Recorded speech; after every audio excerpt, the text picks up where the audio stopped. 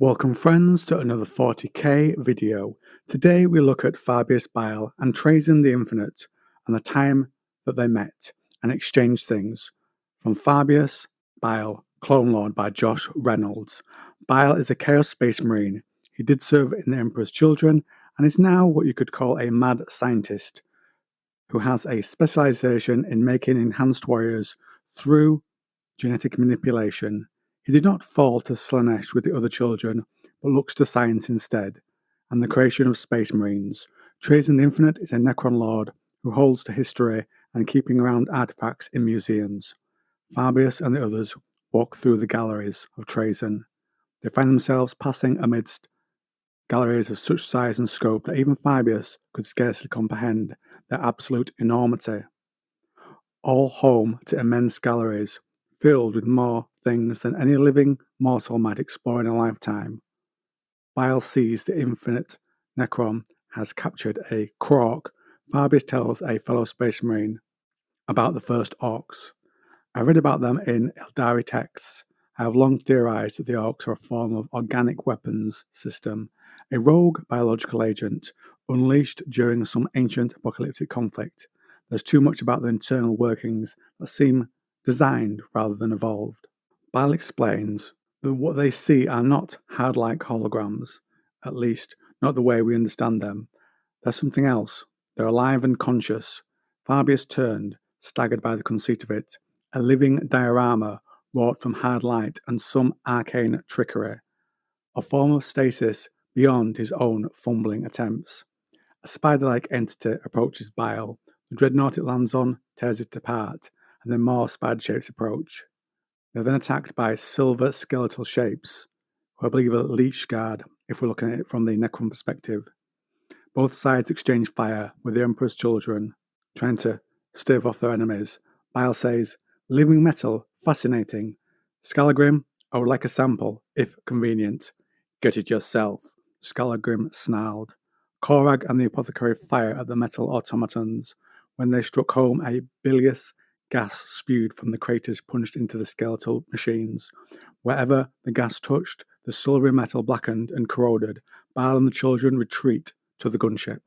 Elsewhere, we see a clone of the Primarch Fulgrim, with more of Bile's creations like the New Men. He spread his arms, hands held out as if in welcome. "Long have I listened to my teacher," as he spoke of what was to come, and what must be. "You are the future. But what is the future without him? He would deny it, but I cannot. We must act to preserve him, to preserve the future in his cradle. We must act, and I shall act. Will you follow me, sons and daughters of the benefactor?" They agree to follow him, and through that, aid Bile. Back with Fabius, he sees arachnic shapes, constructs with serpentine tails. They phase in and out of view. One attacks Diomat, and the ground collapses with its phasing. Bile falls as well, and there he meets Trazyn, who likes the gift of the fallen dreadnought Diomat, who has gone down with Bile. Each of them exchange introductions, Trazyn and Bile, and then Trazyn says, "Bile, you belong to me." Around him, Fabius found the protective canisters, contained perfectly preserved progenoids. Fabius tried to count them all, but failed. So far back did they stretch. The markings on the canisters declaimed their origin, the lost gene tithe of the Third Legion. He's told by Trazyn they number 17,256, and the Necron says Bile should thank him for saving them. Bile remarks, Trazyn says, "I am no thief. I am a seeker into mystery like yourself. I have catalogued the fall of civilizations and the birth of empires. One does not preclude the other," Bile says. "If you could see what I see, if you could perceive the beating heart of time as I perceive it, you would not question my methodology, Fabius Bile. You would have no more questions at all." Trazyn gestured with grandiose elegance. "You pluck open flesh to learn its secrets. I do the same with time. I chop out the mechanisms of occurrence and study them at my leisure. This history of this galaxy is an open book to me, and my collection is the story of everything." Trazyn says the story is for his people when they awaken, and that they will appreciate it, even though they are dull-witted. Fabius is shown how the Necrons came to have their metal bodies, a strange entity of starlight and malice.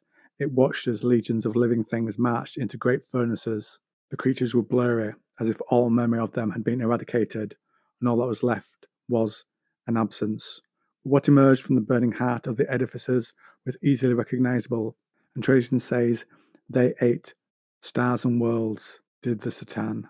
But in the end we bound them in cages of harsh reality and used them to power our world engines. Like this place you mean? Fabius said. One of those things is here. Yes, buried deep and safe. The crown jewel of my collection and the source of its power. Trazyn laughed again. The source of my power. Fabius says he is still a thief, and that he is an echo of who he was. Trazyn says Fabius is the same thing through cloning, and then goes on to explain he has blocked the cognitive buffer of the clone lord. He was trapped, no transferring out this time. Trazyn says he uses some similar but more sophisticated technology. Fabius says his tech is a variation on the Eldar's Infinity Circuit technology. I like to think of it as a neural gate of sorts, allowing for the flow of pertinent data between the nodes. Fabius tapped the side of his head. Veins of specially cultivated wraith bone inserted into unoccupied cerebellum of clone bodies, allowed to flourish within set parameters. It acts as a sort of tuning fork, calibrated to a single frequency, mine. Trazyn says he knows Bile keeps getting the blight in each new body, and Bile learns Eidolon sent him in exchange for the Emperor's children's gene seed. Bile would be part of the Necrons collection. Trazyn says he was on Harmony, and Eidolon nearly killed him, but they came to an agreement. Fabius asks why Trazyn wants him. He is unique, a father of monsters, Trazyn says. Bile retorts, the universe is always making new things, but I could help you. My gene banks are full of samples taken from worlds without number. Whatever you wish I can make, even if it is long extinct or newly risen. Trazyn seems to like the idea. They are then interrupted by a webway portal, and it's the Eldari who have opened it from their side. Bile says he will help Trazyn hunt them for his collection if Trazyn will let him go. The Infinite One agrees. When he finds them, Fabius will not go with the Eldari. He's why they are there. It's a larger plot thread throughout this series, but I'm not going to go into it here. Trazyn's scarabs then attack the Eldari. The last one who escapes, Trazyn wants for his collection. Bile then says he can go, but the gene tithe is his. Trazyn, for the tithe, wants a clone of Fabius, his body, and a copy of his mind.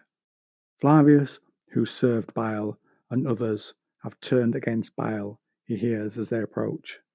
And so Bile agrees to the bargain, with an addition. Trazyn support Bile getting back to his ship and away. The agreement is struck. Fabius and Trazyn teleport in to confront Flavius. Bile asks Fulgrim what he has done. The Primarch clone says that he led his warriors in Bile's name. Fabius says, "Who asked you to do that?" Fulgrim is told Fabius told him to stay out of sight. Fulgrim asks Fabius if the gene tithe is safe. It's confirmed that it is. Trazyn then asks if he wants to exchange things to change the deal. Trazyn will take Fulgrim's clone in the place of Bile's clone. Fabius does this as he sees within Fulgrim a leadership that will take away those that serve him and undo all he has worked on. The others beg for the clone to remain. Trazyn gestures and the Emperor's children and Fulgrim are made into statues. Trazyn is pleased with these additions to his collection, and Bile has lost potential threats to his work. And with that meeting between these two very interesting 40k characters, I'm going to wind up today's video. But of course, before we wrap up the video entirely, I say, friends, I turn things over to you. Did you enjoy this video? What do you think to this meeting between Fabius and Trazyn? I really enjoyed it. You could tell they were both coming from different angles, but also kind of respecting each other's views, or at least explaining them a little bit. I'd definitely like to see a follow-up of this in some regard, even if it's to pick up with the Fulgrim clone, who will be an interesting character to follow throughout the rest of 40k. I would also love to see, and perhaps you can let me know what combination you would like. I'd love to see Trazyn and Fabius perhaps meet Belisarius Call, which I understand is going to be out in a novel at the end of this year, and this year is 2023. So that's definitely something to look forward to, Fabius meeting Belisarius Call. and I'd love Trazyn to be in on that as well. But anyway, enough of my rambling outro. I'm going to go and end today's video.